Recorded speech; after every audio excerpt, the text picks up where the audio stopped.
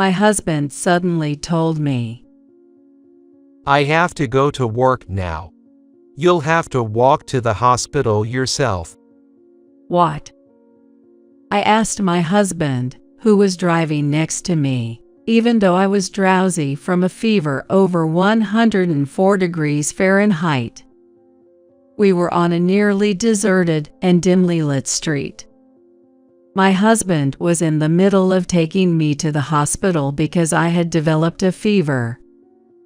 Indeed, when I had asked him to take me, he looked displeased. But when I called the ambulance, he canceled it without asking, saying it was a bother over just a fever. As I was thinking about this, I realized that my husband had already stopped the car and came around to open the passenger door. Is he intending to drag me out? With my weak hands, I desperately clung to the passenger seat. But my resistance was futile. He dragged me out of the car and threw me outside. He snorted, returned to the driver's seat, and said, "Figure it out yourself. You can make it to the hospital if you walk for an hour, right? And don't bother strangers for help, got it?" Then he drove off immediately. "Please, stop, come back." I knew my cries wouldn't reach the car growing distant, and I didn't even have the strength to stand anymore, so I could only sob and weakly call for help. "Someone, please help me. My name is Naomi. I'm a 40-year-old housewife. I live in a small town in the Midwest with my husband, Daniel, and our 16-year-old son, Ethan. Daniel and I met through a friend's introduction. At the beginning of our relationship, Daniel always said, "I'll climb the ladder, just stick with me." Seeing his ambition, I thought marrying him would make me happy. I was happy at the beginning of our marriage. He worked for a well-known corporation and earned a good salary. We spent enjoyable days together, watching movies or going shopping on days off. However, as our son Ethan was born and grew, those days started to change. Firstly, Daniel never got involved in parenting. He never changed a diaper, nor did he ever bathe Ethan. He never participated in an open class at his son's school, even when he had time off. We've never even been on a family vacation together. In short, Daniel never did anything that could be considered fatherly. As a result, Ethan and Daniel hardly talk anymore. Of course, knowing that this wasn't right for a family, I had tried to mend our relationship. However, Daniel dismissed the attempts, claiming I was too tired from work to have a proper conversation, letting the matter slide without resolution. We lived together, and it gradually became clear that Daniel was a coward. Daniel's big talk wasn't driven by ambition, but was merely bluster. The words he said before we got married, "I'll climb the ladder, just stick with me," were just to ensure I wouldn't leave him for someone else. Indeed, Daniel earns more than the average man, but compared to his peers at the same company, he hasn't climbed very high in the hierarchy. It's not that I wanted him to succeed at all costs, but I couldn't help thinking that, if he was going to immerse himself in work to the detriment of his family, he should at least achieve more. One day, after sending Ethan off to his soccer club's morning practice, I was preparing Daniel's breakfast.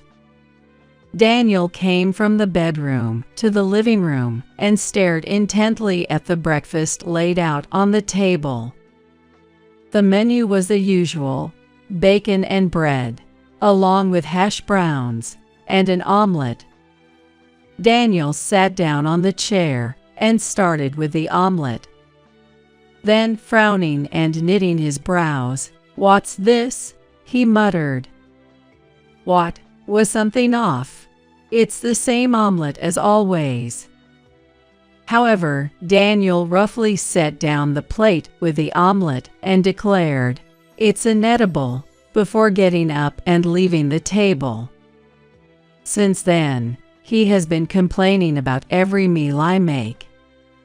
The lunches I packed for him were returned almost untouched, with the excuse they were too awful to eat. He said, "Don't feed me this stuff even though I'm tired from work," and he started to leave dinner untouched. And Daniel's complaints extended beyond cooking to laundry and cleaning as well. He told me to straighten the clothes more when hanging them on the balcony. He once touched the window frame with his finger and said, "There is so much dust." Despite doing the housework as usual, he suddenly started complaining like this. Moreover, when he complained about my housework, he'd say things like, "Other women would do a better job," as if he was comparing me to someone.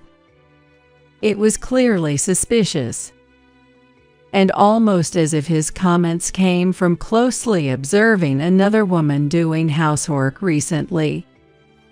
Since then, his actions became suspicious, like taking his smartphone with him to the bathroom or shower, or whispering on the phone in his study. I wondered if he might be cheating. I tried to find proof by checking his bag or sneaking a peek at his phone after he went to sleep, but I found nothing.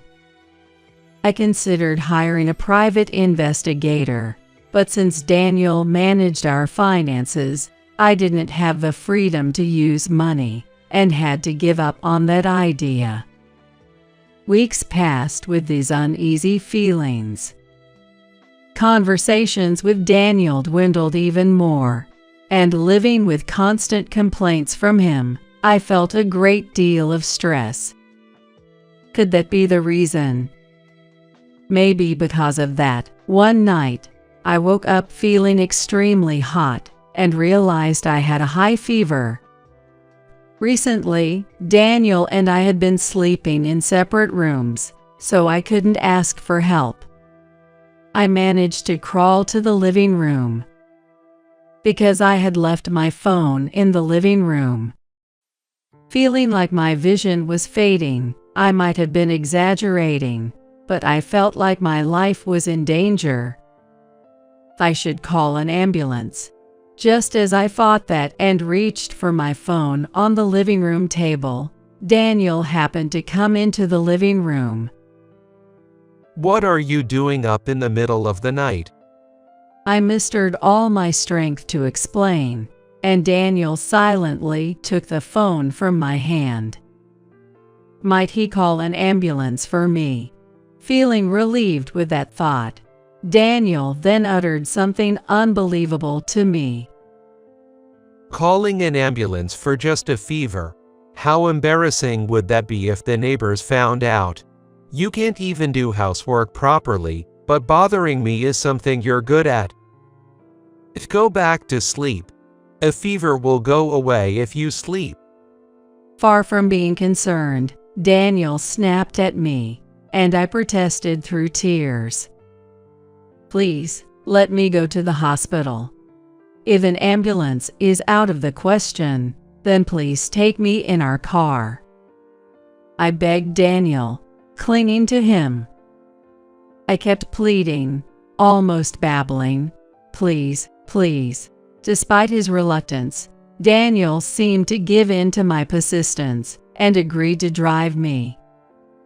Daniel was very reluctant at first, but it seemed he finally gave in to my persistence and agreed to drive me. Oh, no, I have work tomorrow. What are you going to do about my lost sleep? From the driver's seat, Daniel continued to grumble and complain the entire time. I rested my head against the rain-pelted passenger window, listening to him. 5 minutes after leaving home, Daniel's phone suddenly rang. He pulled over to the side of the road to answer it. After a brief exchange, he quickly ended the call.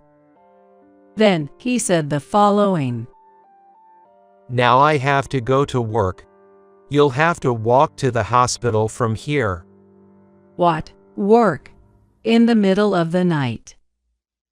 Are you doubting me? Daniel raised his voice, looking annoyed. Then go to work, but at least drop me off at the hospital first. It's not far by car. It was impossible to walk to the hospital in the heavy rain in my condition. I desperately clung to the passenger seat. But Daniel got out of the driver's seat, opened the passenger door with force, unbuckled my seat belt, and grabbed my shoulder. "Get out quickly." With those words, Daniel dragged me out of the car as if he was throwing my body outside. I scraped my knees and palms with such force. It was dark, and I couldn't see well, but it felt like I was bleeding. "It hurts, you know," I said to Daniel, but he just snorted, returned to the driver's seat, and drove off immediately. I could only watch helplessly as the car got smaller and smaller in the distance. The rain kept getting stronger, and it felt like my fever was rising. There was no one around on the night streets, and Daniel had taken my smartphone with him. My only option was to walk to the hospital. In a desperate state, I headed for the hospital. Since Daniel had contacted the hospital in advance, I was sure the staff would be waiting for me. Thinking that I shouldn't waste any more of their time or that of other patients, I walked to the hospital despite feeling dizzy and disoriented. I got lost and had to rest along the way, but by the time I finally made it to the hospital, 2 hours had passed since I left home. A trip that should have taken only 15 minutes by car. I made my way towards the entrance, aiming for the door. Then, through the glass doors, I locked eyes with a nurse. The moment we made eye contact, I felt a wave of relief and lost consciousness. When I woke up, I was lying in a hospital bed. It seemed like the medication and the intravenous drip had worked because my fever had gone down. As I stared blankly at the ceiling, I heard a familiar voice. It was my son's voice. "Mom, are you okay?" Ethan asked with a worried look on his face. "Yes, I'm fine. Sorry for worrying you." Wait, why is Ethan here? As I pondered this question, Ethan smiled slightly and helped me sit up. To my surprise, Daniel was there too. He was sitting on a low chair, looking exhausted. His clothes were soaking wet, and his usually neat hair was a mess, as if he had been caught in a storm. For some reason, his legs were shaking uncontrollably. I wondered what had happened while I was unconscious.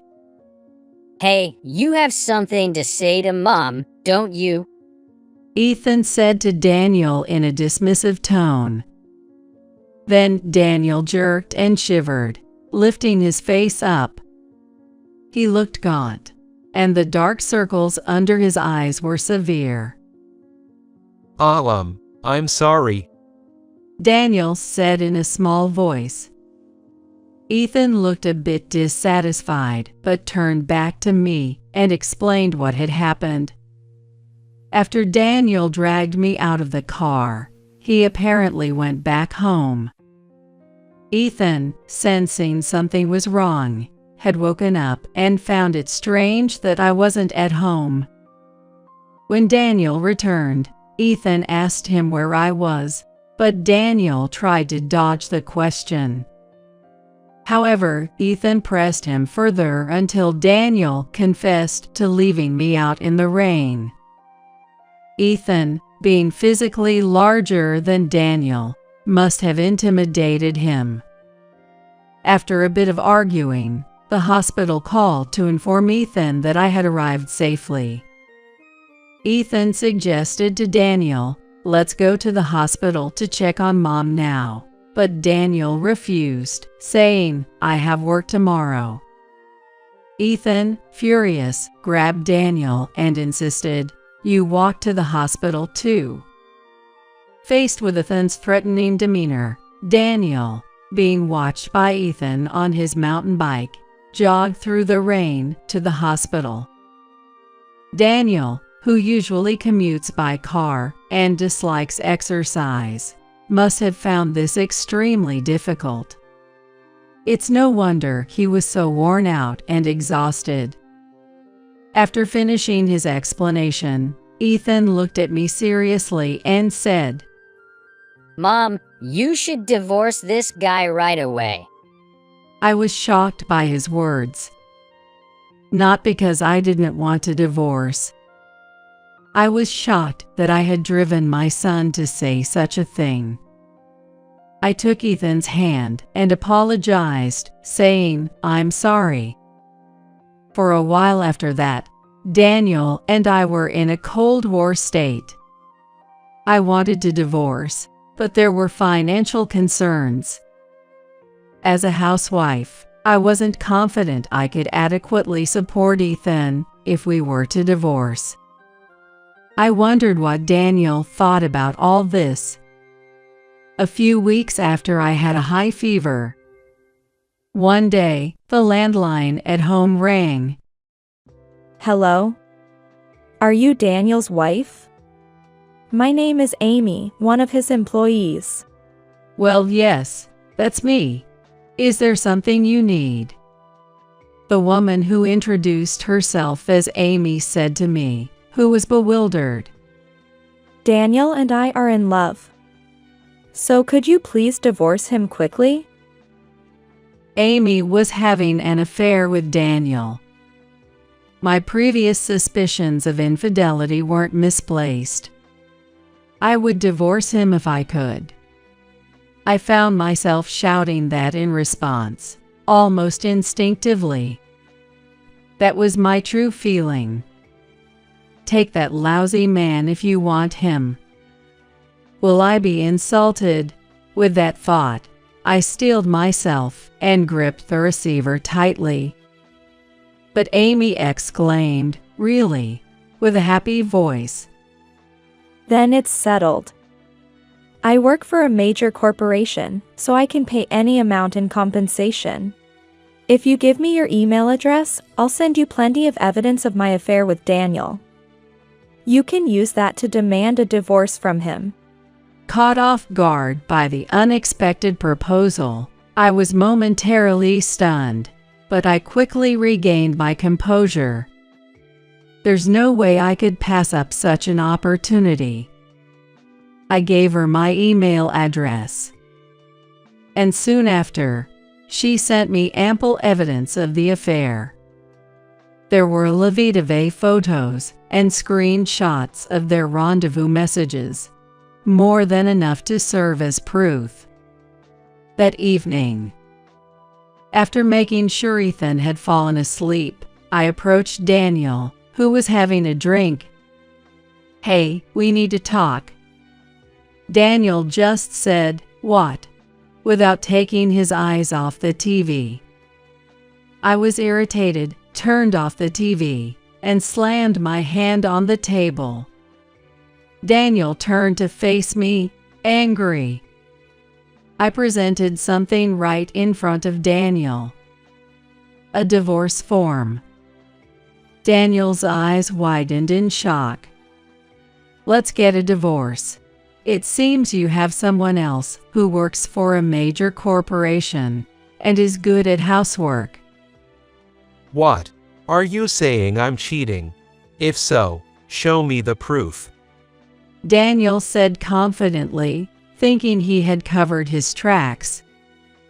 I met his challenge and presented all evidences Amy had sent me.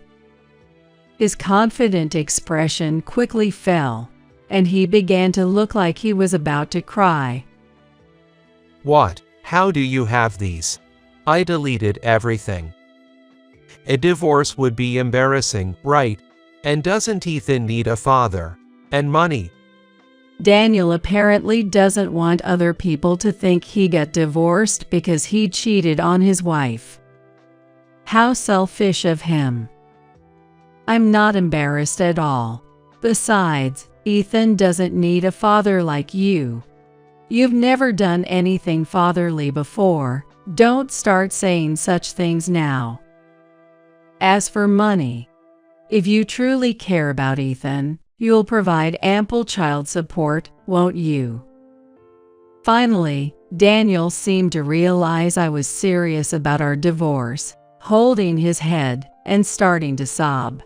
This isn't how it was supposed to go.